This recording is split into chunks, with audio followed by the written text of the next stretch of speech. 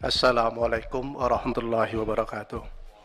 Pimpinan dan para anggota yang saya hormati, Ibu Menteri, beserta jajaran yang saya hormati. Bu Menteri, rata-rata yang kita putuskan di sini penanganan sosial PKH itu rata-rata 10 juta KPM. Itu basisnya keluarga, bukan orang. Basisnya keluarga. Ada yang 5, ada yang 4, ada yang 1 ya, tergantung di keluarganya. Kemudian BPNT juga ada naik turun. Di 2019 itu 15,2, di 2020 naik menjadi 20 juta karena pandemi. Di 2021 Kementerian mengusulkan 18,8, tapi kita tidak yakin, akhirnya menjadi 18,5. 18,5 juta keluarga. Kemudian BST itu 2021. Saya masih ingat itu, ngotot saya dikurangi 350.000 lagi waktu itu, tapi tidak berhasil. Akhirnya diputuskan 18,5 dari usulan 18,8 2021 ya. Kemudian BST di 2021 itu 9 juta. Tidak ada Jabodetabek, hilang 4 juta. Itu yang kita putuskan. Kilas balik ini Bu Menteri. Data yang Ibu paparkan kemarin, kita tidak bisa mendapatkan itu. Tetapi teman-teman ini kan berkunjung ke dapil, menemukan seperti yang Ibu temukan. Umpamanya, yang paling terbuka, ada masyarakat yang sebetulnya tidak pantas kita berikan PKH karena sudah rumahnya gedong, punya kendaraan, tapi masih menerima. Dan bahkan bolak-balik kita bicarakan di sini, pada akhirnya ada yang mengusulkan, sudah kita cap saja rumahnya, gedongnya itu kita cap, rumah ini penerima bantuan PKH. Masyarakatnya berbeda-beda, ada yang merasa berbangga, sudah diusulkan dikeluarkan tapi tetap menerima. Saya ini tetap menerima, biar mau dikeluarkan, kira-kira begitu. Ada juga orang yang mau keluar, tapi tidak bisa juga keluar. Karena menurut dinas dari kabupaten sudah diusulkan, tapi tetap keluar juga. Itu satu ciri. Ciri lain, kita menemukan pada saat pemberian itu sebetulnya tidak ada orangnya, sudah meninggal, tapi masih dikirim. Kemudian ada yang sudah pindah dan lain-lain. Oleh karena itu kita tidak percaya 10.000 KPM ini datanya valid dengan baik. Akhirnya kita membentuk panja, dan panja itu sudah ada hasilnya. Kira-kira hasil panja itu kita bersepakat, pemerintah dan DPR bersepakat menjadikan Pusdatin satu-satunya panduan kita untuk data kemiskinan kita. Yang kedua, memperbaiki seluruh perangkat undang-undang dan peraturan, menjadikan bahwa data ini akan gugur sendiri kalau parameternya tidak mencapai untuk kita bantu. Undang-undangnya harus kita cari. Seperti yang Ibu sampaikan itu, jangan sampai sudah diusulkan kabupaten, tapi tidak muncul. Si penyalur, jangan-jangan tidak menerima juga perubahan data. Kita berkeringat mengurusi perubahan data, himbarannya tetap kirim terus. Nah, ini yang kita temukan.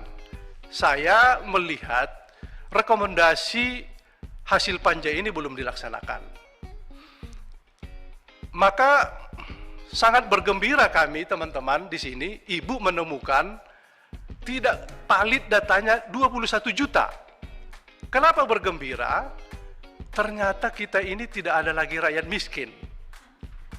Kalau 21 juta basisnya keluarga, paling tidak dikalikan 2 saja, itu sudah 42 juta, Bu. Sementara data kemiskinan kita menurut BPS hanya tinggal 32 juta lagi. Berarti kan tidak ada lagi rakyat miskin kita ini. Alhamdulillah. Ya sudah sejahtera semua kita ini. Tetapi saya heran dengan apa yang Ibu kerjakan. Ibu melaporkan pada minggu lalu bahwa berhasil dan sudah disalurkan penyaluran April dan Mei di 2021, PKH sudah disalurkan di April 9,553 juta. Sementara di Mei sudah disalurkan 9,6 juta, Ketua. Di Mei. Kemudian BPNT sudah disalurkan di April 13,9 juta. Sementara di Mei sudah disalurkan 17,88 juta. BST sudah disalurkan 9,194 juta. Pertanyaannya, di mana 21 juta itu? Kenapa Ibu masih menyalurkan kepada orang yang tidak valid? Saya ingin pakai istilah Ibu, sekalipun itu saya tidak tahu di mana istilah itu dalam DTKS kita, ditidurkan. Kenapa Ibu kasih makan orang tidur? Jangan dikasih makan, Bu, apalagi sudah ditidurkan kok dikasih makan gitu. Jadi kalau begitu, data yang 21 juta itu sebetulnya siapa? Jangan-jangan Ibu urus orang lain. Karena urusan kita 10 juta, 18,5 juta, 9 juta, urusan kita itu, Bu. Kalau Ibu urus umpamanya BPJS Kesehatan, KIS, KIP, ya itu lain lagi. Tapi di sini urusan kita berkisar 10 juta, 18,5, 9 juta. Siapa itu 21 juta? Saya belum menemukan karena data baru yang Ibu sampaikan di sini hanya 25,6 juta di sini. Tambahan. Karena itu pertanyaan ini akhirnya muncul. Loh, itu tadi sebetulnya Ibu temukan yang tidak valid 21 juta itu sebetulnya di mana? Jangan-jangan Ibu mengurusi orang lain, bukan urusan Kemensos. Urusan kita hanya di sini. Tapi kami berpegang kepada apa temuan Ibu karena Ibu sudah melaporkan ke KPK, melaporkan ke Kejagung, dan melaporkan ke BPK. Maka karena itu kami merasa bahwa Ibu sudah menyalahi yang Ibu temukan karena Ibu masih salurkan juga. Nah, ini nih. Yang terakhir mengenai BPNT yang disebutkan dengan Ewarung, Pak Ketua. Komisi 8 pada saat pergeseran dari Raskin menuju BPNT sebetulnya tidak setuju dengan Ewarung, Bu. Kalau mau kita jadikan tambahan lagi tidak mesti BPNT, masukkan aja ke PKH, komponennya komponen kebutuhan pangan. Tetapi jawaban pemerintah pada saat itu bahwa pemerintah mewajibkan Kementerian Sosial untuk mencukupi kebutuhan nutrisi masyarakat. Maka uang yang disalurkan dari program BPNT ini harus dipastikan masyarakat membeli kebutuhan nutrisi mulai dari beras, premium, daging, telur, buah-buahan, dan sayuran. Lewat mana mereka dapatkan itu? Lewat Ewarung. Maka komponen nutrisi itu disebutkan loh, Bu. Tiba-tiba Ibu menghapus Ewarung. Ibu menyalahi itu, keputusan itu. Ini Pak Sekjen nggak beri masukan nih ke Ibu Menteri ini. Nggak jelaskan ke Ibu Menteri ini. Pak Hikmat dan Pak Pepe ini nggak menjelaskan nih. Nggak beri masukan. Tidak boleh sembarang, Bu. Kami juga nggak setuju Ewarung. Kalau hanya uang yang dikirimkan ke orang miskin, ngapain ada lagi BPNT? Masukkan aja ke PKH. Kok berbelit-belit semua? Gitu.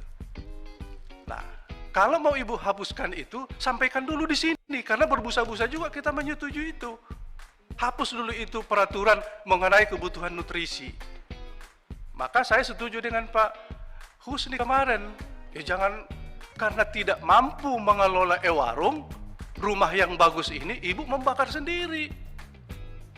Kan ibu yang membentuk warung itu untuk mencukupi nutrisi itu. Kalau uang yang kita kirim, Bu, ke masyarakat, belum tentu dia beli beras. Jangan-jangan beli gincu dia, Bu. Karena itulah Komisi 8 kemarin tidak bisa menolak warung, dan bahkan kita setuju karena memang sangat mulia tujuannya. Tiba-tiba ibu asal masuk terobos terus gitu. Itu kan artinya ibu tidak menghormati juga di sini, di Komisi 8. Menurut saya ini penting, Pak Ketua. Bahkan mungkin kita perlu membentuk panja juga, Ketua, mengenai 21 juta. Kalau tidak, kita ini kan seolah-olah gimana nih? Kita masih berbusa-busa mengurusi anggaran, tapi 21 jutanya sudah nggak ada. Kami percaya itu 21 juta tidak ada dan kami akan kejar. Kalau enggak, Ibu harus mohon maaf nih kepada masyarakat bahwa 21 juta itu bukan urusan PKH, urusan-urusan lain. Nah, kita ini kan dipermalukan kita, Bu. Menyetujui urusan 10 juta PKH, 18,5 BPNT, 9 juta BST, sudah tidak valid 21 juta, tapi kita masih salurkan. Itu mempermalukan namanya. Nah, karena itu, ini berakibat loh Pak Ketua, 2022 berat rasanya memahami anggaran Kementerian Sosial bila tidak selesai 21 juta. Siapa, di mana, ditidurkan di mana. Istilah nomenklaturnya ditidurkan ini pun ya tidak bisa, nggak ada seperti itu. Nanti orang salah memahami. Kalau dosis alat menidurkannya habis, tiba-tiba dia bangun gimana? Ini penting karena ada sisi hukum atau kebijakan politiknya yang akan berakibat nanti. Karena menyalurkan anggaran kepada 21 juta sesungguhnya tidak ada. Kalau kita membaca, saya belum baca pendahuluan RAPBN 2022, saya belum baca. Kalau ternyata nanti masih menyasar PKH-nya sebegitu besarannya, maka sebetulnya Ibu tidak paham apa yang Ibu sampaikan kemarin itu. Kami kira itu, Ketua. Terima kasih.